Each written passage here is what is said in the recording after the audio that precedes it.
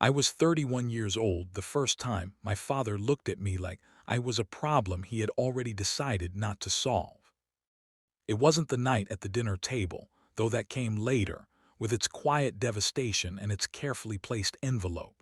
It wasn't the airport either, though that moment carved itself into me in a way I still feel when the weather changes. It was earlier than all of that, a Tuesday in November, the kind of cold that settles into brick and bone, when I walked into the house carrying news I thought would finally shift something between us. I had landed my first significant client, a regional firm that wanted a full brand redesign, and the contract sitting in my bag was worth more than I had earned in the previous 2 years combined. My father was reading at the kitchen table. My mother was folding napkins near the window, and my sister, Vivienne, was describing the details of her most recent performance review to anyone who would listen, which was everyone, because in that house, Vivienne's voice had the kind of gravity that rearranged the air in a room. I waited. I stood in the doorway with my bag on my shoulder and my news behind my teeth, waiting for a pause, a glance, a small opening that never came. My father turned a page. My mother laughed softly at something Vivienne said, and I walked upstairs, sat on the edge of my bed, and let the contract slide quietly back into my bag. That was the house I grew up in. Not cruel exactly, just narrowly lit, with one daughter standing in the beam and another learning to function in the dark. I was the second child, which in most families means very little. In mine, it meant everything. Vivienne had arrived first and had never stopped arriving, in the sense that every room she entered rearranged itself around her without anyone seeming to notice or mind. She had the kind of effortless visibility that some people are simply born with, or perhaps built slowly, through years of being handed the spotlight until holding it becomes second nature. My parents had handed it to her early and often, and she had learned to hold it with both hands. I learned other things. I learned how to read a room before I entered it. I learned how to gauge my father's mood from the set of his shoulders and my mother's from the pace of her movements through the kitchen. I learned the precise volume at which to exist so that I was present without being demanding, there without being a disruption. I became, over time, very good at being nearly invisible in the place that was supposed to know me best. The only room in that house where I felt fully seen was the one at the far end of the upstairs hallway, where my grandmother, Iris, lived for 12 years while I was growing up. She had moved in quietly after my grandfather passed, bringing 2 suitcases, a box of books, and a lavender plant she set on her windowsill as though staking a gentle claim. She was my father's mother, which might have explained why she understood something about existing in that family's margins better than anyone else. She had a way of noticing without making you feel noticed, which is a rarer gift than people understand. She would slide a plate of something warm onto the table beside me without comment, or ask a question about a project I had mentioned once, weeks ago, that I had assumed no one had heard. She remembered the small things because she paid attention to them, and paying attention was the language she used to say the things that didn't translate into words. When I was 17, she told me that some people grow toward light and some people learn to grow in the shade, and that shade-grown things are often stronger, more complex, worth more in the end. I didn't know if she meant it as comfort or prophecy. Looking back, I think she meant it as both. Liam came into my life 6 years ago through the kind of ordinary circumstance that seems almost embarrassingly mundane when held against everything that followed. We were both waiting for the same delayed train on a Tuesday evening, and he offered to share the bench he'd claimed near the warmth of the station entrance. We talked for 40 minutes about nothing in particular, the city, a book I was carrying, the particular cruelty of Tuesday delays, and by the time the train arrived, something had quietly settled between us, the way foundations settle, invisibly below the surface, in a way you only understand later when you realize how much weight they've been holding. He was not what my family would have chosen for me, which I understood within the first 5 minutes of introducing him to my parents. He arrived in a simple sweater and clean jeans, without the practiced confidence that tended to open doors in their world. He didn't name drop or credential present or perform the specific kind of ambition that my father recognized and respected. He was warm and direct and very still in the way that genuinely settled people are still, not passively, but deliberately, as though he had decided long ago which things were worth his agitation and which weren't. My grandmother met him first, before I brought him to a family dinner, before the careful assessments and the vague questions about career trajectory. I brought him to her garden on a Sunday afternoon, and they talked for nearly an hour about roses and about repair work, and about the way cities change in ways that residents don't notice until the city has already become something else. When he left, she took my arm at the elbow and said, quieter than usual, "He knows the difference between patience and passivity. That's rarer than it sounds." My parents' assessment was different, offered not in a single sentence but in the accumulation of small signals over the months that followed. The way my father asked about Liam's work with the tone of someone confirming a suspicion rather than gathering information. The way my mother said, "As long as you're happy," in a register that suggested happiness was a modest goal, the kind you settle for when the larger ambitions haven't materialized. The way neither of them asked follow-up questions when Liam gave brief answers, as though his brevity confirmed what they had already concluded. Liam noticed. He said nothing about it, but I watched him notice and I watched him make the decision, quietly, the way he made most decisions, not to correct their assumptions. He had his reasons. I came to understand them only much later. The engagement happened simply, privately, in the kitchen of the small apartment we shared, on an unremarkable Wednesday evening when we had both just gotten home and were still wearing our coats. He didn't manufacture occasion. He just said what was true, that he wanted to build something lasting with me, and asked if I wanted the same.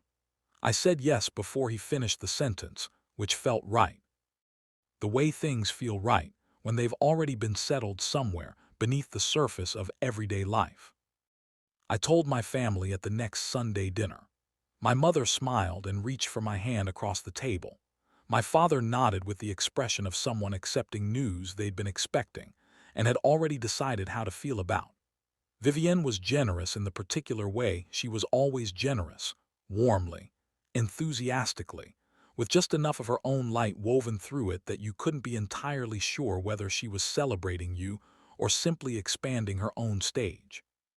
The conversation shifted to wedding logistics within 10 minutes, and it was in those logistics that the architecture of what was coming began to take shape, though I couldn't see it clearly then. My parents had maintained a wedding fund for both daughters since we were children. My mother had mentioned it occasionally over the years, not as a grand gesture, but as a quiet assurance, the kind that parents offer to signal that they have thought of your future and made a small claim on it on your behalf. When Vivienne became engaged the previous spring, the planning had been immediate and expansive, with my parents deeply involved in every conversation about venues and catering, and the precise shade of cream that would look best against the reception hall's stone walls. I assumed, without examining the assumption, that my fund remained intact. I had no reason to think otherwise. The assumption sat in the background of my planning, unremarkable, like the assumption that a chair will hold your weight when you lower yourself into it. The Sunday dinner where my father pushed the envelope across the table came 8 weeks after my engagement. On an afternoon in early spring, when the light came through the dining room windows at an angle that made everything look softer than it was. He didn't lower his voice. He didn't preface it with an apology or a careful construction of explanation. He pushed the envelope across the table toward me and said, with the even tone of someone reading a decision that had already been finalized by a committee he trusted, that they had given my wedding fund to Vivienne. "She deserves a real wedding," he said. And my mother nodded once, the way she nodded when she agreed with something she had already agreed with privately, in a different room, on a different day. Vivienne smiled. Not cruelly, I want to be accurate about this. She smiled the way people smile when they receive confirmation of something they already believed they were owed, which is its own particular kind of revelation. I didn't cry. I sat very still and looked across the table at Liam, who was seated to my right, and I watched something move through him. A stillness inside the stillness. A recalibration so quiet that no one else at the table would have registered it as anything other than silence. He rose from his chair slowly. He reached into his pocket and took out his phone. And he said, with a gentleness that somehow made it more precise, "Should I tell them what I do for a living?" Vivienne's smile disappeared so completely, and so quickly that the absence of it was loud. My father's expression changed in a way I hadn't seen before, not anger, not pride, but something I could only describe as recalculation. He was revising a conclusion. You could see it happen in real time, the way you can sometimes see the weather change through a window, the light shifting before the rain arrives. Liam sat back down. He put his phone away. He didn't say anything else, and in not saying anything else, he said everything. The dinner ended without resolution, which meant it ended on my parents' terms, which meant it ended with the pretense that the envelope and its contents were simply a practical decision, a resource allocation, reasonable and final. My father refilled his glass. My mother cleared plates. Vivienne excused herself to make a phone call, and Liam and I drove home in a silence that felt less like absence and more like preparation.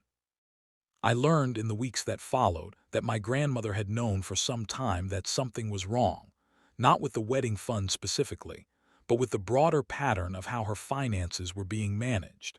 She had given my father limited access to certain accounts years ago, during a period when her health had made the logistics of banking difficult.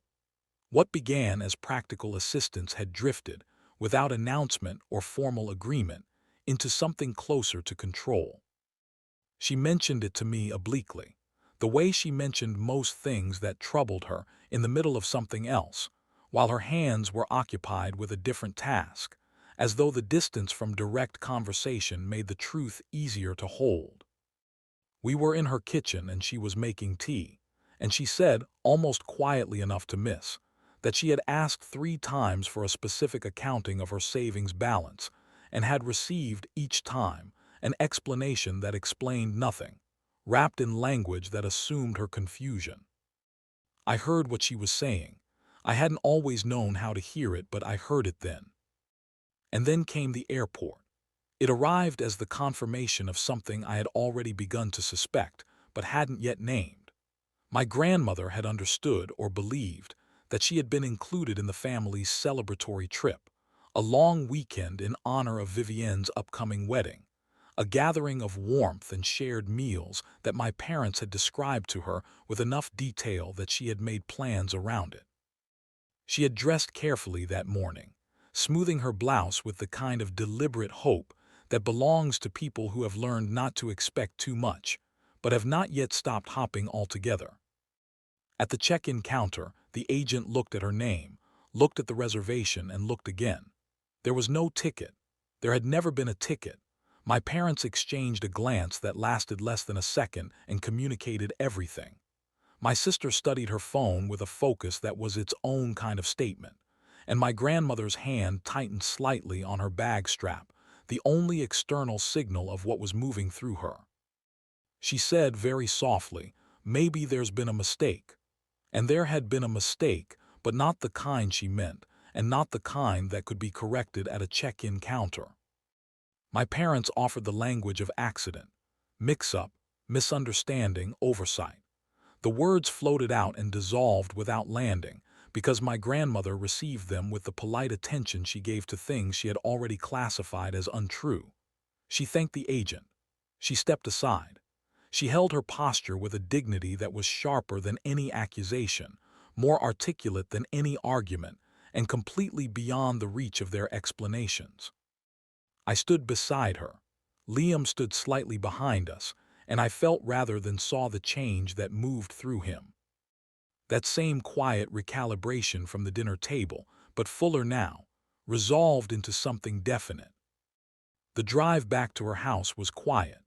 She sat in the back seat looking out the window, occasionally giving that small private nod I had seen before, agreeing with a thought only she could hear. When we pulled into the driveway, she thanked us in the tone she used for things that cost her something to say. Inside, the house carried its familiar smell of lavender and old paper, the accumulation of years of quiet, deliberate living. She went directly to the garden door and stepped out onto the small patio, and I watched her kneel among the roses, touching each stem with the careful attention of someone conducting a kind of inventory. The quiet around her felt different from ordinary quiet. It felt like the moment after a decision has been made, but before it has been spoken. When she finally spoke, her voice was entirely steady. "They didn't forget me, Anna," she said, pulling a wilted leaf from a stem. "They decided I wasn't necessary." She paused. "People reveal themselves in small choices. That was a choice." I sat beside her in the dirt and did not try to defend anyone. There was nothing left to defend.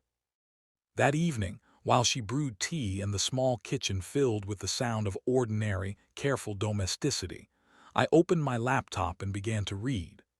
I searched methodically, starting with broad terms and narrowing as I understood more. Financial exploitation of elders, unauthorized asset management, the legal distinctions between assistance and control. The more I read, the more the shape of what had been happening clarified itself. Not in a sudden revelation, but in the slow way that things clarify when you finally allow yourself to look directly at them. It wasn't only the airport. The airport was simply the moment the pattern became undeniable. It was the account access that had never been formally structured or consented to in writing. It was the decisions made around her rather than with her. It was the way her questions had been answered with explanations designed to end questions rather than answer them. It was the casual references to managing her resources that my sister had made over months, framed as helpfulness, functioning as something else. Liam came in and stood behind me, reading over my shoulder for a long moment. "You think they've crossed a line," he said. "I think they erased it years ago," I said, and the steadiness in my own voice was new enough that I noticed it. He rested his hand on my shoulder. "Then we don't wait for them to do it again." We met with a specialist the following day, someone who worked specifically with cases involving the financial mistreatment of older adults. She was precise and unhurried, and she asked the kind of questions that made clear she had heard versions of this before, and was not going to minimize it or frame it as family difficulty that might resolve itself. When she outlined the options available, something in the structure of the situation shifted. The weight that had been accumulating on one side of a scale for years had just found its counterbalance. By the time we left her office, the process was in motion, and when my family returned from their trip, they would not return to the version of things they had left behind. They landed on a Thursday. I watched them come through the arrivals hall with the unguarded ease of people who have never considered that the world might be rearranging itself while they were away. My father looked relaxed. My mother was laughing at something. Vivienne walked slightly ahead, scrolling through her phone with the focused pleasure of someone deciding which version of their own happiness to share with the world. They didn't expect anyone to be waiting. Liam and I stood at the end of the arrivals railing, and with us was the attorney, who held a folder with the particular calm of someone who understood that what she was carrying would change the temperature of the room the moment it was opened. My grandmother stood slightly behind us. She had insisted on coming, not out of anger. She was careful to be clear about this, but because she wanted, for once, to be present for a moment that concerned her. She wore a navy cardigan and held her purse in front of her with both hands, and she looked smaller than she was, and also, somehow, more solid. My mother saw us first. She slowed, then stopped, her expression rearranging itself through several things before settling on something cautiously neutral. My father's smile held for approximately 2 more seconds before the sight of the attorney's folder reached whatever part of him that processed threat. The attorney spoke first, introducing herself, explaining her role, stating clearly and without drama that she was present on behalf of my grandmother, and that there were several matters requiring formal attention. The management of assets, the nature of the financial arrangements that had developed over the past several years, and the incident at the airport, which had been documented. My father said, with the reflexive conviction of someone reaching for authority, "What incident at the airport?" And my grandmother stepped forward and said, clearly and without decoration, "The one where you left me without a ticket."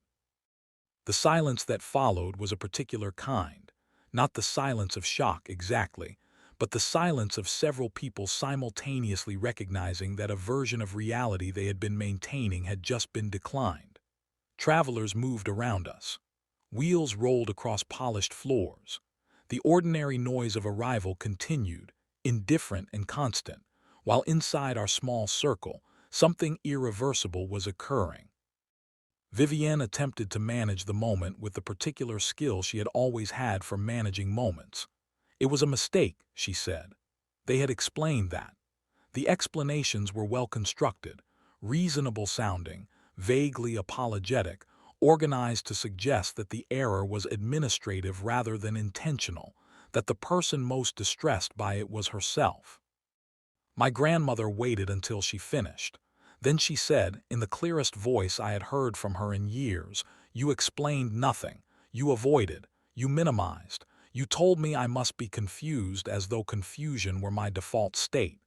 She looked directly at Vivienne. "I wasn't confused." My father said they didn't need a lawyer for this. The attorney handed him the envelope without changing her expression. "You do now," she said. He opened it. Inside was a detailed document, withdrawal records with flagged inconsistencies, a formal account of the airport incident, a timeline of decision-making that had occurred regarding my grandmother's finances over a period of years, and a notice requiring attendance at a formal mediation hearing. My sister's purse slid from her shoulder and hit the floor. She didn't pick it up. "What is this supposed to mean?" she demanded. And the demand had the quality of someone who had never genuinely expected to be held accountable for anything and was encountering the experience for the first time. "It means," I said, stepping forward, "that she won't be dismissed again, not by any of you, not ever." My father looked at me with an expression I recognized, the sharp-eyed, certain look he used when he was about to explain to me why something I had done was either naive or counterproductive. "So this is your doing," he said. "This is the result of your doing," I said.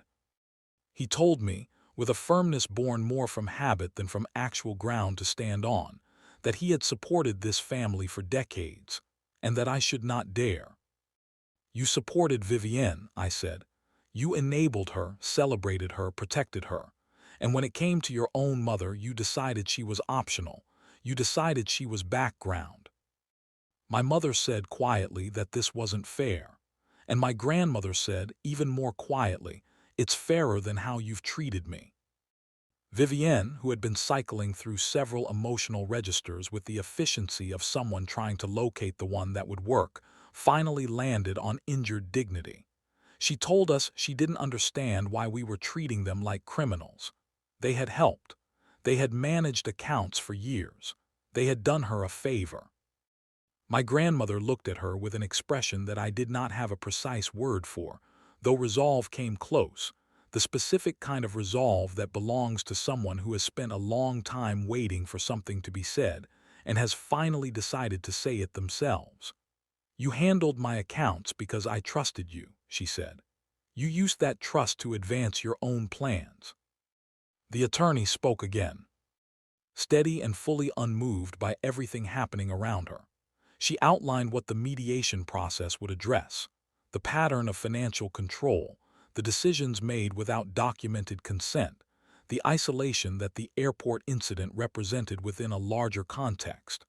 She used clinical, precise language, and the precision of it, the absence of drama in her delivery, made it land harder than any accusation could have. My sister turned to our father with the expression of someone accustomed to him fixing things. He couldn't fix this. He stood holding the open envelope, and for the first time in any memory I could access, he had no prepared response, no superior ground, no angle from which to reassert control of the narrative. He looked at my grandmother, and the look was not affection. It was recognition, the recognition of someone who has just understood, for the first time, that a person they treated as a fixture has turned out to have weight and consequence and standing of her own. My mother, who had always navigated difficulty by finding the softest available person in the room and directing her appeal toward them, looked at Liam. She said, with careful injury in her voice, that he was letting me tear the family apart. Liam had been quiet through most of this, standing slightly behind me and to my left, the way he stood when he had decided that his presence was more useful than his voice. He answered her simply, "I'm supporting her while she protects someone who deserved protection long before now." Vivienne, who had clearly been searching for a vulnerability and believed she had found one, said that it was very interesting that Liam was playing the hero when he had never once been clear about what he actually did for work. She said it with the particular tone of someone who believes they have just revealed an inconsistency that will change the terms of the conversation. Liam exhaled slowly. He told her she was right. He hadn't elaborated. She seemed briefly triumphant, which lasted until he said, evenly, that he had been selective with who he trusted. He reached into his jacket and took out his phone. He didn't raise his voice. He didn't address himself to anyone specific. He simply opened a page and held the screen out toward them, in the unhurried way of someone who has been waiting for the appropriate moment and has determined that this is it. My sister leaned forward to look, and I watched it happen, the thing I had seen at the dinner table but fully now completed. The confidence didn't drain from her face so much as it reorganized, rapidly and without grace, into something that had no prepared expression to fall back on. "You," she said. It came out less as a word than as the first syllable of a much longer sentence she hadn't yet figured out how to finish. "You run this." Liam nodded once. My father blinked several times rapidly. He said something about tech, about what Liam had said or hadn't said about work. Liam confirmed he was in tech, just not, he said, in the way they had assumed. My mother pressed a hand to her chest and asked why he hadn't said something sooner. And Liam, who had been patient long past the point where most people would have stopped being patient, said, "Because success doesn't excuse disrespect, and respect doesn't require success." My grandmother smiled then, briefly, faintly, the way she smiled when someone said something she considered worth keeping. My father made one final attempt. He said involving lawyers was extreme, and the word extreme had just enough force behind it to suggest he thought it might still work as a lever. He was wrong about that. "What you did was extreme," I said. "What happened at that airport was extreme.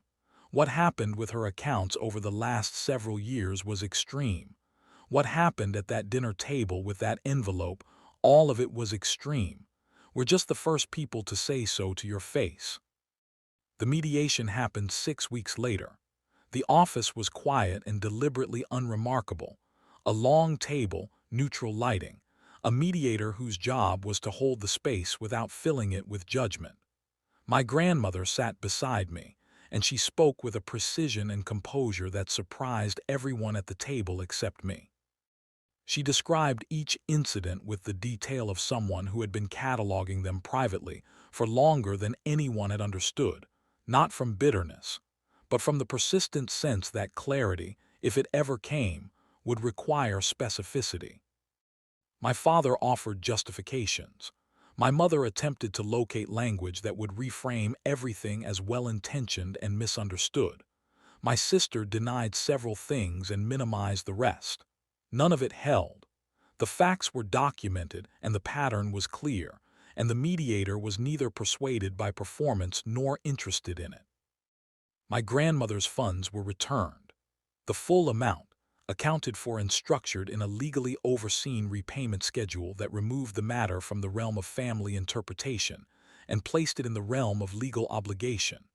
She also, quietly and without ceremony, and without any announcement to anyone outside the room where it happened, revised her estate documents. She told me about it afterward in her kitchen, while the late afternoon light came through the lavender on the windowsill. She said she had not done it out of anger. She had done it because the documents should reflect, accurately and finally, who had treated her as a person and who had treated her as a resource. She said it with the same steadiness she brought to everything, as though this were simply a matter of correct record-keeping, which perhaps it was. In the months that followed, she moved. She found a small house near a garden center on the eastern side of the city, with a south-facing yard that she immediately began converting into the kind of deliberate, tended garden that takes years to build but looks, somehow, like it was always there. She planted roses in 3 varieties, hydrangeas in pale blue and white, and herbs along the low wall at the yard's edge. When I visited her on Sunday afternoons, she was nearly always outside.